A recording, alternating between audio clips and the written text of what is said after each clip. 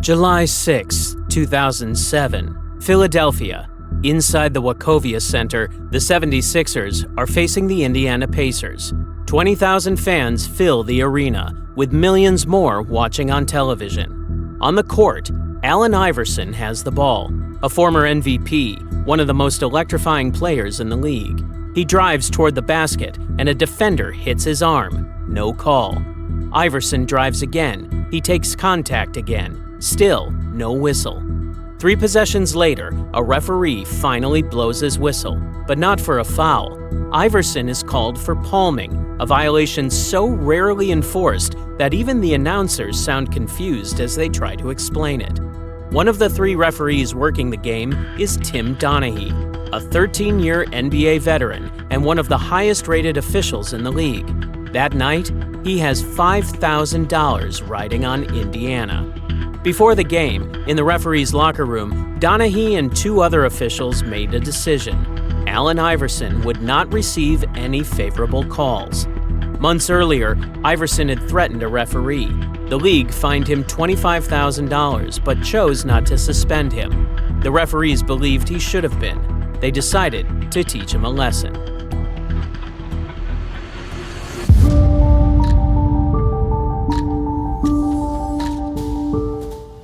At halftime, the league's supervisor walked into the locker room laughing. He told the referees that Iverson had received the message. The Pacers went on to win the game, and Donaghy collected his money. No one in the arena knew what had really happened. The NBA had no idea, but someone else was listening.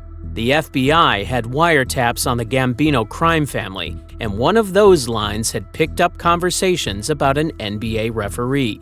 The agents didn't know his name yet, but they would. This is the story of a referee who bet on NBA games for 4 years, who won 80% of his picks using inside information, who made the Gambino crime family millions of dollars, and who brought the integrity of professional basketball to its knees. His name was Tim Donaghy, and this is how he did it. Tim Donaghy grew up in Clifton Heights, Pennsylvania. His father was a respected college basketball referee who worked games for decades. Tim followed him into officiating. He started with high school games, moved to college basketball. In 1994, he made it to the NBA, the highest level. The NBA has approximately 70 referees. Competition for spots is intense. Turnover is low. Making it means beating out thousands of officials at every level below. By 2003, Donaghy had refereed over 700 games. He earned nearly $300,000 per year. League supervisors ranked him among the top officials in the association. He had a wife, 4 daughters, a house in the suburbs, a career at the highest level of his profession. He also had a problem. It started at country clubs, golf bets with friends, $50 here, $100 there, card games at private homes. The amounts grew over time. From golf, he moved to sports betting, football, baseball, then basketball, then the NBA. Then he started betting on games he was refereeing.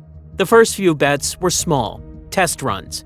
He won again. He knew it was wrong. He knew it could destroy his career. He did it anyway. By 2003, Tim Donaghy was betting thousands on NBA games while working as one of the league's most respected referees. Nobody suspected anything. Not his colleagues, not the league, not his family. But Donaghy had figured something out. He didn't need to fix games to win bets. He just needed to know things that other gamblers didn't. Tim Donaghy had something no sports gambler possessed: access. He knew which referees liked which players, which refs held grudges against certain coaches, who would give favorable calls and who would not. These weren't guesses. He had spent 13 years working alongside these men. He knew their personalities, their biases, their tendencies. He knew about injuries before they were announced. He heard things in pregame meetings that never reached the public. And he knew about the league's officiating directives. When the Lakers complained that the refs were missing fouls against Kobe Bryant, they sent the NBA video evidence, 25 plays. The league reviewed it, agreed 22 were missed calls. The NBA instructed referees, give Bryant the benefit of the doubt. Donaghy knew this before anyone outside the league. He bet on the Lakers. He won. He bet again, won again. He bet a third time, won a third time. He later compared it to knowing a stock was going to be acquired before the market opened. Inside information. He also worked the phones. Before games, he called referees scheduled to officiate. Casual conversations. He listened for injuries, grudges, payback situations from previous games. The other refs didn't know he was gathering intelligence. They thought they were just talking to a colleague. Donaghy claimed he didn't need to manipulate games. He just needed to know what would happen. He won 70 to 80% of his NBA bets. The FBI later confirmed this rate. For context, elite professional bettors hit around 55%. Donaghy was winning 80%. It wasn't luck, it was information. And Donaghy had more information than any gambler in the world. The question was how to use it without getting caught. He needed someone to place the bets for him, someone who knew how to move money without attracting attention. He found exactly that person. James Battista grew up in the same area of Pennsylvania as Donaghy. He knew Tim's brother from high school football. Battista was a professional gambler. He started young. As a teenager, he ran cash to Las Vegas for a local gambler, $50,000 strapped to his body, flew out 3 or 4 weekends a month. By his 20s, he ran his own operation. He worked with a crew called the Animals. They operated out of offices in Philadelphia, running bets 10 to 14 hours a day. Their business was built on inside information, a source in the locker room, a trainer who knew about injuries before they were announced, a player's girlfriend who knew he had been out all night. Information was money. Better information was more money. Then Battista found something better. He noticed patterns in NBA games, star players getting early fouls, teams failing to cover spreads when certain refs worked their games. Battista knew Donaghy was an NBA referee. He reached out. The arrangement was simple. Donaghy provided picks. Battista placed bets. For every win, Donaghy received $5,000. For losses, nothing. No downside risk. The wins accumulated. Battista started calling Donaghy by a nickname, Elvis, the King of Picks. For high-confidence games, they used a code word, Schmaga, named after a boy with Down syndrome they had known growing up. Everyone had loved him. When Donaghy said Schmaga, Battista doubled or tripled the bet. Over 3 years, Battista paid Donaghy approximately $225,000. The Animals made millions. But they weren't the only ones paying attention. Word traveled. When someone wins at an unusual rate, other gamblers notice, bookmakers notice, and sometimes organized crime notices. The Gambino family heard rumors about a source inside the NBA. Someone was winning at a rate that defied probability. Someone had access to information that no gambler should have. They wanted to find out who it was, and they wanted a piece of the action. 2006, Philadelphia, a hotel parking lot. 2 men approached Tim Donaghy. He didn't know them, but he recognized what they represented. They were associates of the Gambino crime family. They told him to get in the car. They drove. No destination, just driving. They explained the situation. They knew about his picks. They knew about Battista. Word had spread through the gambling underworld. Someone was getting information from an NBA referee. Someone was making money. The Gambino family wanted in. They mentioned his wife, his 4 daughters, their home in Florida. The message was clear. Donaghy agreed. From that point, his picks went to the mob. He passed them to a high school friend who relayed them to the Gambino associates. They used code words. Brother Chuck meant bet the home team. Brother Johnny meant bet the visitors. Donaghy now received $2,000 per correct pick, less than half what Battista had paid. The Gambino family kept the rest. He wasn't in a position to negotiate. The FBI later estimated the mob made several $1,000,000 from his picks. Donaghy wanted out, but the mob wouldn't let him. Every time he won, they wanted more. Every time he lost, they questioned him. The pressure was constant. The fear was real. Donaghy later told investigators that the gambling itself had become secondary. He no longer cared about the money. He just wanted to survive the season without something happening to his family. But the season was a long way from over, and the FBI was already listening.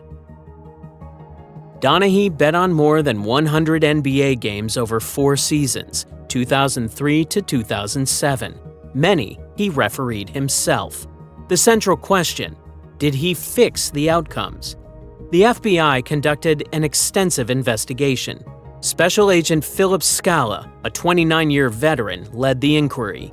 His team reviewed game tapes from multiple seasons, analyzed betting patterns, interviewed witnesses, examined financial records. Their conclusion surprised many. Donaghy did not manipulate game outcomes. Agent Scala explained, Donaghy's knowledge alone was sufficient to win 80% of his bets. He didn't need to change outcomes. He just needed to know what would happen before it happened. The NBA conducted its own internal review. Their conclusion matched the FBI's assessment. But there were troubling details. The Iverson game, January 6, 2007. 3 referees agreed before the game to punish a player. They let defenders hit him without calling fouls. They called obscure violations against him. A league supervisor expressed approval at halftime. Donaghy had bet against Iverson's team. He won that bet. Did the referee's coordinated decision affect the outcome? Almost certainly. Did Donaghy's bet influence his participation? That question was never answered. In another game, Donaghy ejected San Antonio coach Greg Popovich. He had bet on San Antonio to win. Ejecting their coach hurt his own bet. San Antonio lost. Donaghy lost his money. The Gambino associates questioned him about the decision. Donaghy explained he couldn't guarantee every outcome. Some games would be losses. They accepted the explanation. The arrangement continued. Agent Scala noted that referees are human. They have preferences. They have grudges. Some let feelings influence calls. Donaghy had spent 13 years learning exactly which refs had which biases. He used that knowledge to win 80% of his bets. The system worked until it didn't. The FBI was not investigating Tim Donaghy. They were investigating the Gambino crime family. Special Agent Philip Scala led the Bureau's Gambino task force in New York. His team had court-authorized wiretaps on multiple associates. They were building racketeering cases, money laundering, extortion. Then, something unexpected came across the wire. Conversations about huge sums of money wagered on basketball games, references to a source, someone who might be a referee. The agents followed the trail: phone records, betting patterns at casinos and with bookmakers, financial transactions. All roads led to Tim Donaghy. Summer 2007, FBI agents approached James Batista at his home in Pennsylvania. His wife had called him. 2 agents were waiting at the end of the driveway. Batista drove home. His children were playing in the front yard. He told them to go inside. The agents told him they knew about the gambling operation. They knew about the NBA official. They knew about the picks. They mentioned 25 years in federal prison. Batista declined to cooperate. He gave them his attorney's name.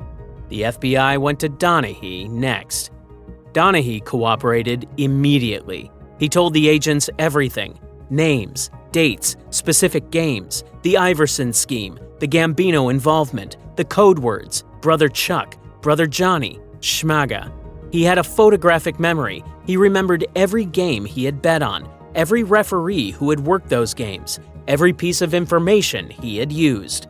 The FBI verified his account against betting records. Everything checked out. Within hours, the FBI notified the NBA. The league went into crisis mode. They hired lawyers, launched internal investigations, prepared statements. But the damage was already done. One of their officials had been betting on games, working with the mob, winning at an impossible rate. Within days, the story was national news. July 2007, the scandal exploded across every sports network in the country. An NBA referee, betting on games he officiated, working with the Gambino crime family, the integrity of professional basketball called into question. Commissioner David Stern held a press conference. He called Donaghy a rogue official, an isolated criminal, a single bad actor. He insisted the league's officiating remained sound. Donaghy pleaded guilty to 2 federal charges: wire fraud, transmitting gambling information across state lines. His full cooperation earned him 15 months in federal prison. James Battista received 1 year. He had refused to cooperate. Thomas Martino, another associate, received 15 months. In prison, Donaghy's cooperation made him a target. He received death threats. One inmate claimed Gambino connections, told Donaghy he would blow his head off, break his kneecaps. Months later, another inmate attacked him with a stick, damaged his knee. He needed therapy after release. He served 11 months of his 15-month sentence. While inside, his wife filed for divorce. She received custody of their 4 daughters. After release, Donaghy wrote a book, Personal Foul. He alleged the NBA manipulated playoff series to extend them, favored big market teams, instructed referees to make calls that benefited certain outcomes. Random House had agreed to publish it. They withdrew. A smaller publisher picked it up. The NBA denied everything, called him a convicted felon with no credibility.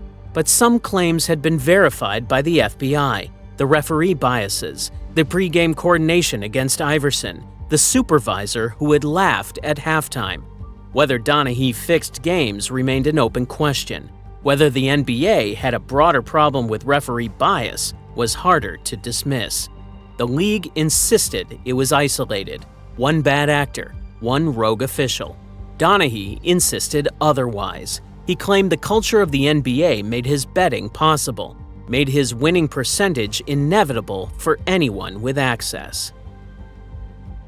Tim Donaghy bet on NBA games for 4 seasons, won 80% of his picks, made roughly $100,000 in personal profit. The Gambino family made millions from the same picks. The cost to Donaghy was greater than the money he earned. His 13-year career as an NBA referee destroyed. His marriage over. His relationship with his 4 daughters damaged. His reputation gone. The NBA implemented new procedures after the scandal: enhanced monitoring of betting lines for anomalies, stricter oversight of referee assignments, new rules governing referee conduct. Former referee Mike Mathis, who had headed the referees union, said Donaghy had washed 25 years of work down the drain, had damaged the reputation of every official in the league. Years after his release, Donaghy said he hadn't watched a single basketball game. If he turned one on, he would wish he was refereeing. That would never happen again. James Battista reflected on the scandal years later, said gambling was his addiction. The beauty of the number. He lived for it. But working with Donaghy had brought destruction to his life, to his family. He said it was the thing that destroyed him. Donaghy's 4 daughters grew up without their father in the home. They read about him in the newspapers, saw his name on television. He had traded his family for $100,000 over 4 years, less than his NBA salary for a single season. The gambling addiction that started at country clubs ended in federal prison. The dream job that began with his father ended in disgrace. He had been one of the best referees in the NBA. Now, he was the most infamous, and he would spend the rest of his life wondering what might have been if he had never crossed that line. In 2018, the Supreme Court struck down the federal prohibition on sports betting. States began legalizing gambling on athletic events. By 2020, more than half had some form of legal sports wagering. The NBA, which had called sports betting a threat to the integrity of competition, partnered with MGM Resorts. The NFL partnered with Caesars. Commissioner Adam Silver said legal gambling increases fan engagement. People who bet watch longer, care more about outcomes. Leagues that once saw gambling as their greatest threat now saw it as their greatest opportunity. Tim Donaghy had proven that 15 years earlier. The difference was that he was on the inside. He knew the referees. He knew their biases. He knew what would happen before it happened. The FBI believed him. The courts convicted him. The NBA banned him forever.